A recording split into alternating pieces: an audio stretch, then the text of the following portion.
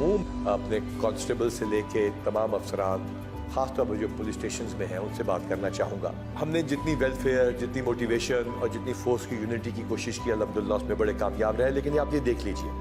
किसी एक शख्स का अगर वो लेडी कांस्टेबल की वीडियो बना के उसमें सजेस्टिव गाना लगा देता है, आपकी अपनी फोर्स का बंदा,